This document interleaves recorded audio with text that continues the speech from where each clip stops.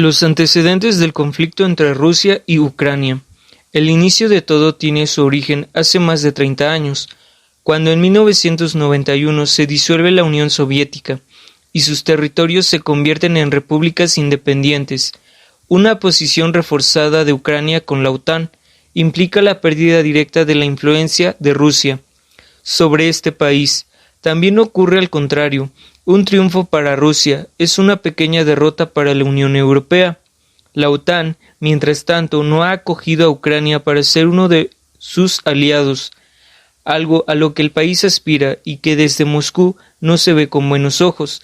En 2014, esta rivalidad va un paso más allá con las protestas en las calles de Kiev de miles de ucranianos pro-europeos en contra del presidente Víktor Yanukovych, más afín a las ideas de Kremlin.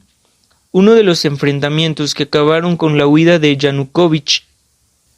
En este momento Vladimir Putin aprovechó para invadir Crimea, en el sur de Ucrania, una zona estratégica, pues es la salida de Rusia al Mar Negro.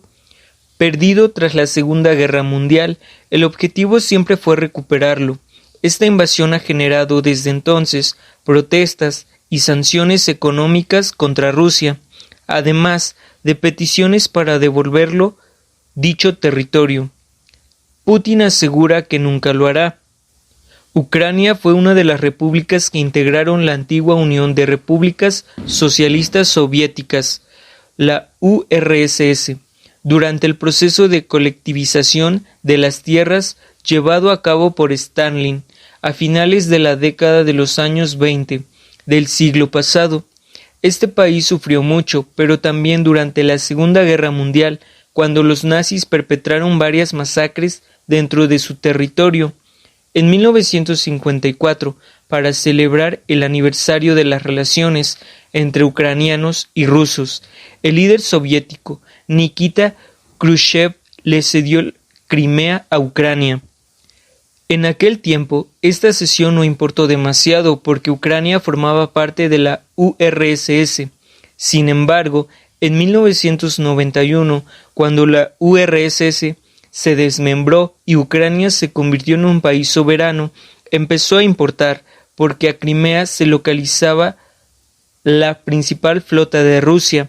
A partir de entonces ha habido una fuerte tensión entre Ucrania y Rusia. Ucrania es un país dividido.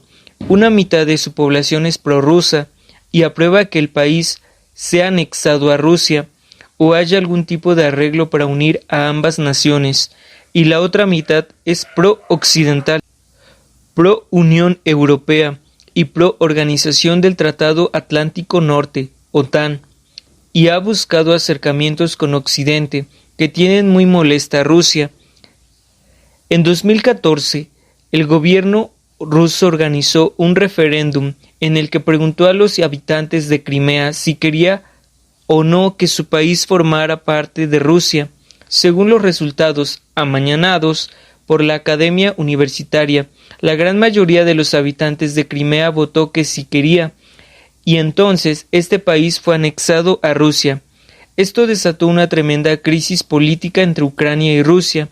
Ucrania desconoció el referéndum y lo tachó de ilegal, y Rusia ocupó diversas zonas de Ucrania oriental, es decir, donde vivían los prorrusos. Tanto la población de Ucrania occidental como el presidente Volodymyr Zelensky buscaban entablar relaciones más estrechas con Occidente, algo que es inaceptable para Rusia. Hay que entender que Rusia consideraba que Ucrania no es solo la madre del eslavismo y en específico de los eslavos rusos, sino también parte de tu zona de influencia. Y lo que quiere Rusia es que Estados Unidos y los países de la OTAN se comprometan a que Ucrania nunca ingrese a esta alianza militar. La economía de la Unión Europea está sintiendo el impacto de la guerra de Rusia en Ucrania. Se ha producido un nuevo aumento de los precios de la energía que ha llevado la inflación a máximos históricos. Ucrania y Rusia producen casi un tercio de trigo y la cebada del mundo, son grandes exportadores de metales. Las interrupciones en las cadenas de suministros, así como el aumento de los costes de muchas materias primas, han hecho subir el precio de los alimentos y de otros bienes y servicios básicos. Esto supone una carga para las empresas y menos poder adquisitivo. La Unión Europea ha recortado su previsión de crecimiento económico del 4% al 2% para este año y del 2,8% al 2,3% para el próximo. La inflación prevista es un 3,9%. Hace unos meses se estima en torno al 6,8% de media.